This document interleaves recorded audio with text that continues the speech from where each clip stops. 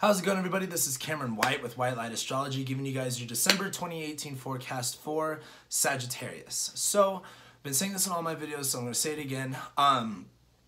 Definitely watch these from both your sun and your rising sign. I record and I write all of these from whatever sign I'm talking about. I throw that on the ascendant. So if you're going to watch this from your sun, great. Definitely watch it from your rising sign, though, and I think it also might be just a little bit more accurate. So with that being said, to kind of generalize and to kind of give an overview of December for Sagittarius, it's going to be pretty wild, not going to lie. I think it's going to be the way that we shift, the way that we center ourselves, I think is really going to change. And I think it's going to become very clear and obvious what needs to change. And I also think that things revolving, it's going to be intense. Let me just start going into it. So there are 3 big days in December to watch out for. Not necessarily watch out. There's just 3 big days with all the big transits. Excuse me. December 1st, December 7th, and December 22nd. Those are the big days in December that a bunch of stuff's going to be happening. So just make sure you remember that. Starting on December 1st, we have Mercury retrograding back into Scorpio. So I know Sag risings, Mercury's retrograde last December, this December has just been awful. But as Mercury's retrograde in your first house, it's kind of like you have these new ideas and these new vision about yourself, and you're just rethinking it. As Mercury goes back into Scorpio, though, I think this is where it's going to uncover and it's going to kind of come out alive in a sense of more of the truth that you repress, more of the things that you haven't really acknowledged, and I think things are going to become a lot more clear when Mercury hits Scorpio, but it's still going to be under construction and you're still going to make sure that you have the story correct. Mercury still has to go direct and go back into Sagittarius, so we still have time, and we're going to talk about that later. But as Mercury goes back into Scorpio, I think that this is when things are going to become, things are really going to come out. Things are going to become a little bit more truthful, reveal themselves, and I think you're going to understand it on a lot more clear level. So with that being said, on the same day, we have the Sun-Mars square. So this is a continuation of the Sun-Mars opposition with the retrograde we had over the summer. This is Mars's final square with the Sun before the Sun conjuncts Mars. And this is happening in your first house and in the 4th house, where the Sun in your first house is kind of like focusing on your sense of self, your personality, how things feel about you, and expressing that light. As Mars is in your 4th house in Pisces, where you're kind of in this area where you're shifting yourself in a different way. You're not exactly sure where to center yourself. You're kind of, in the moment, in the present, kind of like doing what works for you best in that moment. I think as the Mars-Sun square happens, I think this is going to be a big time to realize that even though you don't know where exactly to center yourself and you don't know what your next step should be, I think this is going to be the time to believe even more in what possibilities and opportunities are possible for you right now, especially with Jupiter in your first house, this Mercury retrograde, and with the Sun just being about this light, just being about this expression. I don't think it's about being afraid of not knowing what your next step is, but going with the flow and expressing and being, like having your beingness be in alignment with there's more out there, there's different opportunities, you're growing, you're not decaying, in that it's just going to take this time of really reshifting and refilling things out. Mars going into your 4th house too is going to deal with problems in your, your 4th house of your family life, your home life, where you're really centering yourself. But the Sun in Sagittarius is kind of like, hey, we're growing past that now. You're going to get uncomfortable. This is about change. So on the same day, Venus and Uranus oppose each other at 29 degrees Aries and Libra. And so this is happening in your 5th and your 11th house, where Uranus is now dipped back into Aries, where this is in your 5th house of your desires, of your wants, of sex, of kids, of creation and art and things like that. So Uranus goes back into there where he's kind of making things kind of pop left and right. It could be kind of like, oh man, you can want this or you can want that, and your sense of desire is kind of being highlighted. I think Venus in Libra being in her 11th house, where this is about a time where you got to connect yourself to the people that really value you more and that can bring more of that essence. I think with Venus opposing Uranus, this could be that time where, if you surround yourself with the right people and you surround yourself with the things that you more want, I think some things can come out of left field that you weren't expecting, that bring more connection to the friendships that you have, bring more sense of unity with the community that you involve yourself with, or whatever it may be. But definitely finding some type of gratification and some type of new project and some type of fun, basically, and surrounding yourself with better people. So that is going to be a big deal. However, the next day, Venus is going to go back into Scorpio. So, you know, Venus went into Scorpio, into your 12th house. It got really scary. It got really intense. She got scared. She went back into Libra where she wanted to be more social and get more strength there. And as she moves forward and goes back into Scorpio, where Venus in Scorpio is going to be realizing a lot of the things that you like and that you enjoy that you could repress and that you kind of don't acknowledge. And I think this is going to be a big magnifying glass on realizing a lot of those parts about you. And as Venus goes through here, Venus can't be scared to uncover these wants. Venus can't be scared to uncover these desires. Venus has to understand what's at stake here and be willing to go about it anyway, be willing to, go through it just for the sake of going through it. So as Venus goes back into Scorpio, I think we all know what this is going to mean for us, and this is going to be more intense as Venus goes through your 12th house and things become uncovered. Things start to not be so, repressed, and you start to acknowledge and have a little bit more self-awareness around things that you don't acknowledge, things that you do want to repress, things that are hard to see, subconscious beliefs and behaviors. As Venus comes up, I think you're going to be realizing a lot more of the things that you want that you didn't really realize, and it could be kind of hard, it could be kind of ugly to bring this all in, but it's a part of the process, and we still have more to talk about that as Venus goes through Scorpio. So to continue on, the next big day, hold on, let me actually get a drink of water. So the next big day that we have, we get a few days off. December 7th, we have Mars hitting Neptune, Mars conjuncting Neptune. We have the new moon in Sagittarius beginning, and we have Mercury going direct.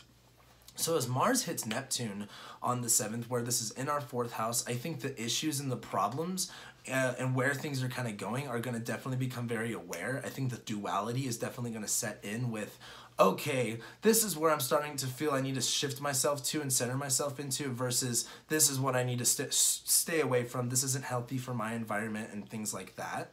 But this new moon in Sagittarius that's happening is in your 1st house of your sense of self, of your personality, of who you really are.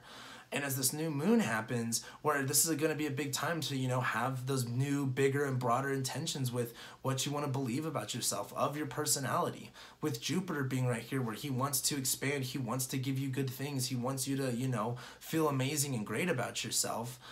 This new moon's allowing that space to come in. That new moon is clearing out all that old stuff for that energy to come in. And I think Mars hitting Neptune is going to help you realize, okay, what's your next step and where you need to recenter yourself and take action on that. But also with Mercury going direct in Scorpio, I think that this is going to be the time for you to realize what you need to realize, have that truth become uncovered, and be very specific and raw, and have that, see it for what it is.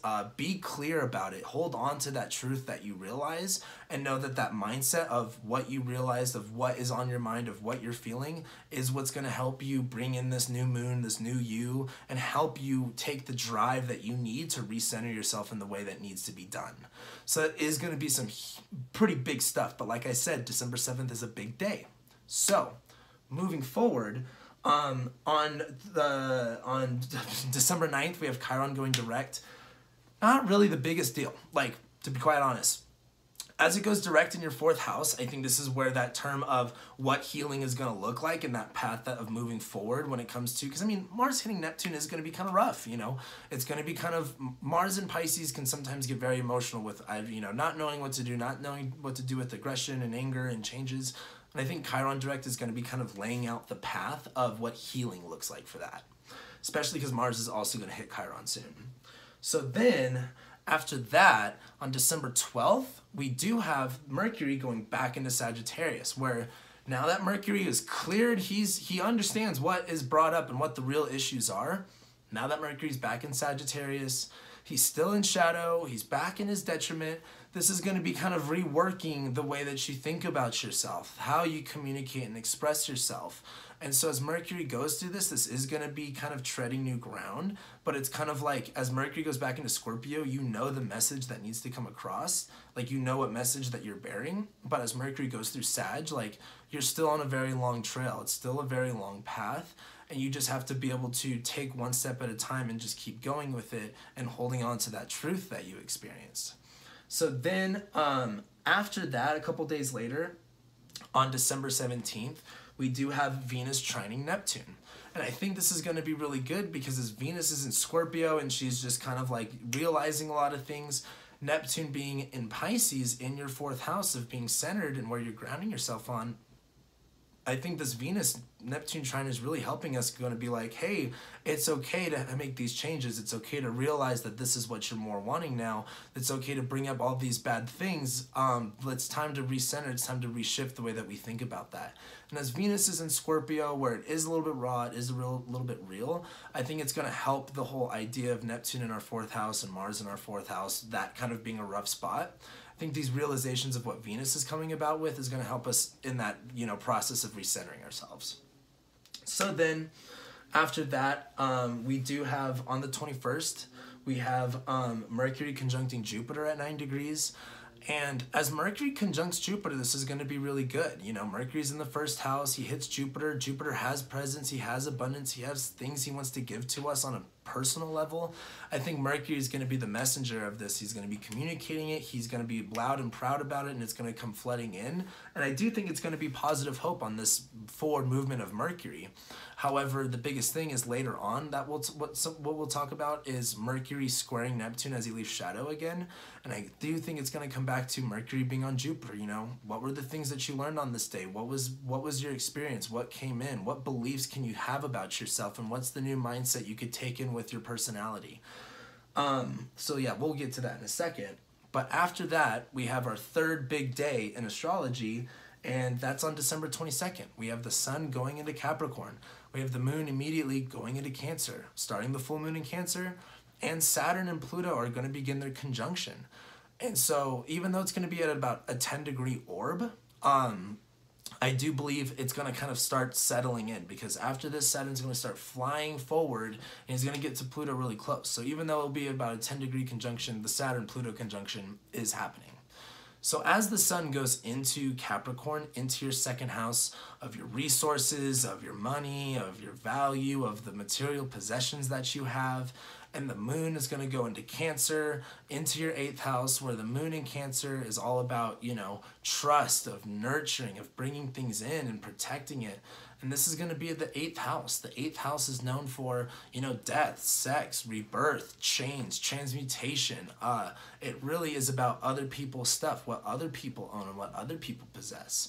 And the biggest thing is, I think, as the sun goes into Capricorn and the Saturn-Pluto conjunction starts all in your 2nd house, I think this is going to be a big time of realizing how you need to restructure and reframe your sense of value, and understand that a lot of the possessions that you have that need to be let go of, and you need to start refocusing on value in a new perspective. And I think what that's going to take is the moon going into Cancer, having this full moon in your 8th house, of realizing what you need from other people, where you need to be nurtured, and realizing, even though that might be a very painful task of feeling all of that all at once, you're going to realize that it's time to change, and it's time to trust this process, and it's time to give you the nurturing that you need. And it's going to be an emotional process as you go through it, but I think it comes back down to restructuring, redoing, and putting the focus on, what do you have?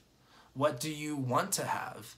And what is it going to take with your relationship with people? Where do you need to trust the process and trust other people? Where do you need to protect yourself in the sense of, not letting your emotions get toiled with and get too crazy, but also knowing that you've got to nurture yourself. You've got to protect yourself. You've got to trust other people in this process, because that's the only way to find out if you can trust them or not, is actually trusting them. So that is going to be a really big deal. But after that, Mercury's going to leave shadow on Christmas Eve, and it's going to square Neptune. And as it squares Neptune, I think, again, this is where things are going to become blurry, still trying to figure out how to really implement yourself this way and do that shift again. But you just got to remember what Mercury and Jupiter gave to you. What did that make you realize? What came into you that was, bountiful, that was abundant, that was very Jupiter? And that's going to help you hold on to the belief that you need to in this path of moving forward. Also, on December 29th, Mars is going to conjunct Chiron, where I think the idea of recentering yourself, it's kind of all playing in. You can start to deal with that healing process of, I've made these changes now, and you're a little bit burnt out, but you could start, nurturing yourself in the more spiritual way with it. But then after that, on December 31st, the sun's going to hit Saturn, and Mars going to, or not December 31st, but January 1st, sun's going to hit Saturn, Mars is going to go to Aries. We're off to a new year, and it's going to get pretty wild from there. But I think this month for you guys, Sagittarius, is really implementing these changes and kind of being comfortable with, you know, being uncomfortable, and being willing and, you know, mature enough to realize that you're going through this, that you're bringing up stuff that you didn't know, and it's all about you and reshaping who you believe that you are. So with that being said, thank you guys so much for watching, liking, commenting, sharing, and subscribing, and I'll be seeing you guys for next month's horoscopes.